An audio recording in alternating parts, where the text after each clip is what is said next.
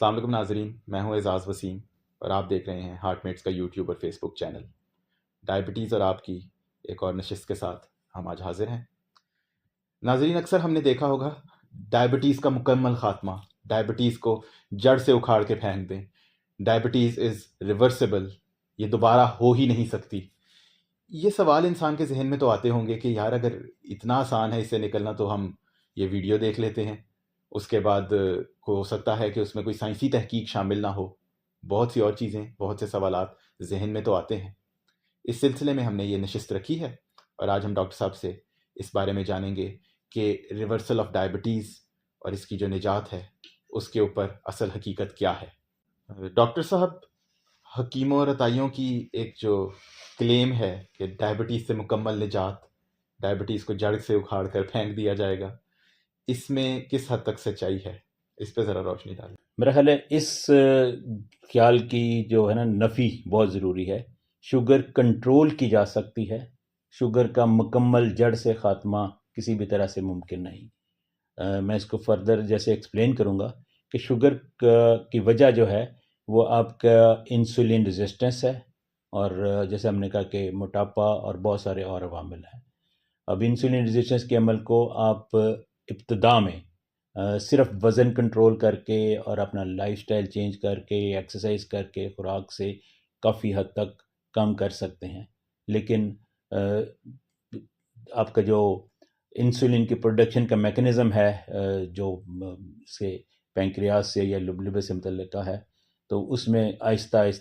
آہستہ کچھ نہ کچھ فردر ڈکلائن آ رہا ہوتا ہے۔ آپ کے بیٹا سیل کا فنکشن خراب ہو رہا ہوتا ہے، گلوکاگون کا لیول زیادہ ہو رہا ہوتا ہے، اور اس عمل میں ٹھہراؤ تو لایا جا سکتا ہے، اس کو کنٹرول کیا جا سکتا ہے، لیکن اگر ہم یہ کہیں کہ شوگر ختم ہو گئی ہے تو یہ دعویٰ اس میں کوئی سچائی نہیں ہے۔ پروفیسر صاحب، موٹاپا اگر ہو بندے کو اور ڈائبٹیز بھی ہو تو وہ شخص وزن کم کرتا ہے اگر، تو اس سے شوگر کے کنٹرول میں بہت مدد ملتی ہے، لیکن ایک شخص جس کا وزن مناسب ہے، اس کو بھی ڈائبٹیز ہے، تو وہ اپنا وزن مزید کم کرے تو اس سے بھی فرق پڑے گا؟ موٹاپے کی ڈیفینیشن پہ ذرا ایک دفعہ دوبارہ غور کرنا پڑے گا۔ موٹاپے سے مراد ہم صرف آپ کے وزن کا زیادہ ہونا نہیں لیتے، اور صرف بی ایم آئی ایک ریفلیکشن نہیں ہے اس کی۔ موٹاپے سے مراد ہم لے رہے ہیں کہ آپ کا جو وسرل اوبیسٹی ہے، وسرل اوبیسٹی سے مراد ہے کہ آپ کے جگر پہ جو چربی ہے، آپ کے لبلبے پینکریاس پہ جو چربی ہے، اور آپ کے پیٹ کے اندر جو چربی ہے۔ اب ایبڈومینل اوبیسٹی کے حامل افراد جو ہیں ان میں لازمی نہیں ہے کہ ان کا وزن زیادہ ہو،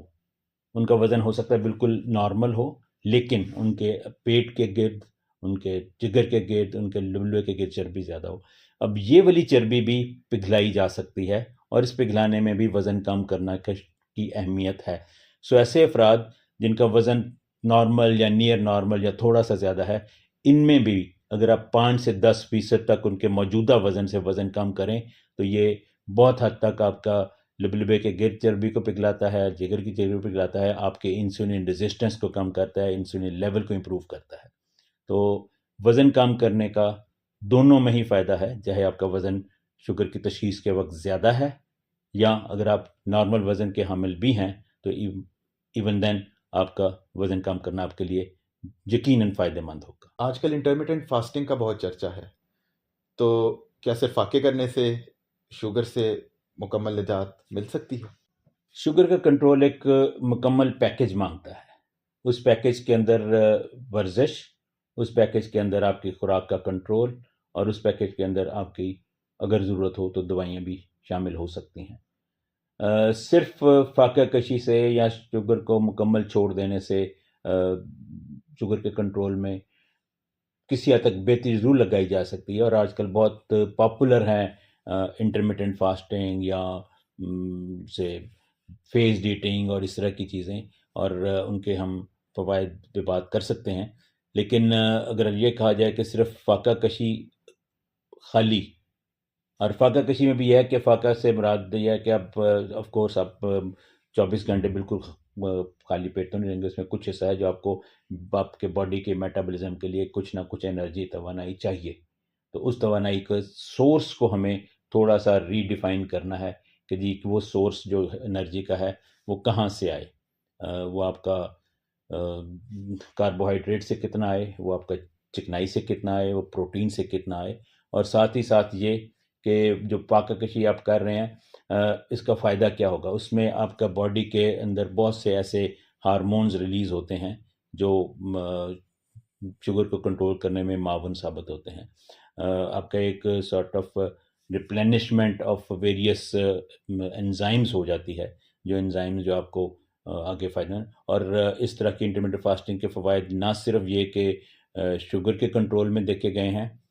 اس کے فوائد بلکہ کینسر اور بہت ساری اور بیماریوں میں بھی دیکھے گئے ہیں۔ تو مختصر جواب یہ ہے کہ فاقہ کشی لیکن کنٹرول طریقے سے، یہ نہیں کہ آپ بالکل 2 دن کچھ نہ کھائیں یا بالکل آپ سب کچھ کھانا پینا چھوڑ کے بیٹھ جائیں۔ ڈاکٹر صاحب، نشاستوں سے اجتناب جنہیں ہم کاربوہائیڈریٹس کہتے ہیں یا کیٹو ڈائٹ کرنا، اس سے ڈائبٹیز کا خاتمہ ممکن ہے؟ کیٹو ڈائٹ سے مراد ہماری یہ ہے کہ ہم اپنی خوراک کے اندر کاربوہائیڈریٹ کی مقدار کو کم کر دیں اور اس کو ریپلیس کر دیں فیٹ کے ساتھ اور پروٹین کے ساتھ۔ اور عام طور پہ ہماری جو روٹین کی ڈائٹ جو ہم روزمرہ لیتے ہیں تو اس میں عام طور پہ جو کاربوہائیڈریٹ کی مقدار ہے وہ تقریباً 45 سے 50% ہوتی ہے، اور 25% تقریباً رفلی ہماری ڈائٹ جو ہے وہ فیٹ اور پروٹین پر مشتمل ہوتی ہے۔ تو کیٹو ڈائٹس کی 2-3 اقسام ہیں۔ ایک ہے اسٹینڈرڈ کیٹو ڈائٹ۔ اسٹینڈرڈ کیٹو ڈائٹ میں آپ اپنے فیٹ کی مقدار کو تقریباً 70% تک لے جاتے ہیں، اور باقی 20% جو ہے وہ تقریباً آپ پروٹین اور 5 سے 10% صرف کاربوہائیڈریٹ رہنے دیتے ہیں۔ اس طرح کی ڈائٹ سے فائدہ یہ ہوتا ہے کہ جب آپ فیٹ کو برن کرتے ہیں تو یہ فیٹ برن ہوتے ہوئے پروڈیوس کرتے ہیں کیٹونز اور کیٹو ایسڈز ہم کہتے ہیں۔ تو نہ صرف یہ کہ آپ کے جو کھائے گئے فیٹس ہیں وہ کیٹونز پروڈیوس کرتے ہیں، بلکہ آپ کی اپنی باڈی کی فیٹ بھی برن ہو کے، تو جب آپ فیٹ کو as a source of energy use کرتی ہے باڈی، تو کیٹونز جو پروڈیوس ہوتے ہیں وہ کیٹونز کے کچھ فوائد ہیں۔ وہ فائدے اس طرح سے ہیں کہ یہ آپ کے انسولین ریزسٹنس کو کم کر دیتے ہیں اور انسولین کے لیول کو بڑھا دیتے ہیں، تو اس طرح سے یہ معاون ثابت ہوتا ہے۔ اب اس سے بڑھ کر کچھ اور کیٹو ڈائٹس ہیں جس کے اندر آپ نہ فیٹ کی مقدار تو انکریز کرتے ہو، یعنی آپ 5 دن تک ان کو high fat and low carbohydrate diet دیتے ہو اور 2 دن ان کو فل کاربوہائیڈریٹ ڈائٹ دیتے ہو۔ اسی طرح سے ایڈ آن کے کاربوہائیڈریٹ ڈائٹس ہیں، لیکن یہ والی اقسام عام طور پہ باڈی بلڈرز اور جو